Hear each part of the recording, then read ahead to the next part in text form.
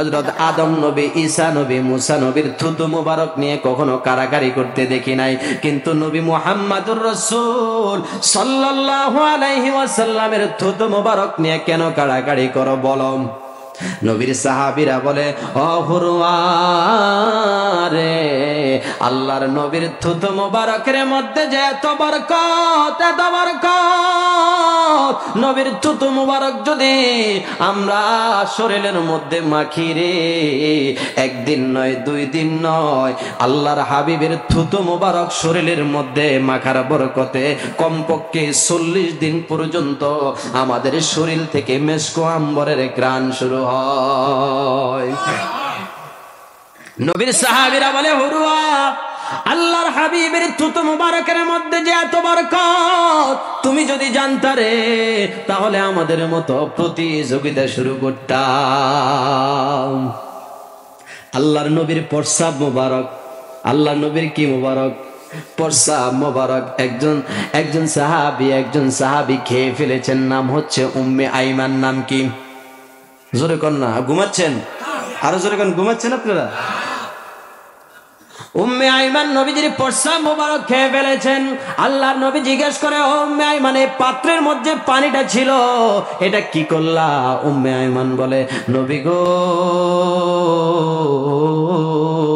রাতের বেলায় আমার প্রচন্ড পিপাসা লেগেছে গো নবী, আমি কোথাও পানি পাই না, এই পাত্রের মধ্যে পানিটা দেখেছি, এই পাত্রের পানিটা আমি নবীজি কোথায় ফেলবো? আমি দুনিয়াতে কোনো জায়গা দেখি নাই, আমি এই পাত্রের পানিটা আমি খেয়ে ফেলেছি।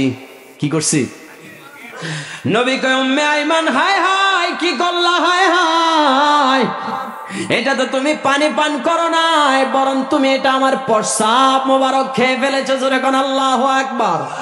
উম্মে আইমান বলে, ও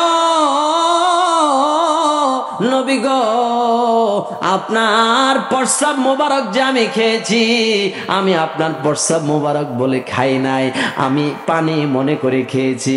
কিন্তু সবচেয়ে আশ্চর্য বিষয় হলো, এই পৃথিবীর মধ্যে যত পানি আমি পান করেছি, এত সুগন্ধি সেন্ট, এত সুস্বাদু, এই পৃথিবীর জমিনে আমি আর কোনোদিন এমন পানি, এমন শরবত আমি পান করি নাই।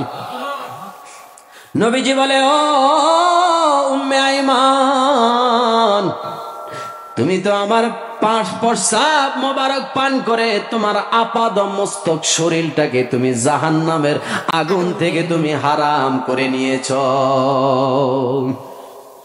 কিতাবের মধ্যে পাওয়া যায়, উম্মে আইমান যতদিন দুনিয়ার জমিনে বেঁচে ছিল, উম্মে আইমানের কোনোদিন পেটের মধ্যে অসুস্থতা হয় নাই।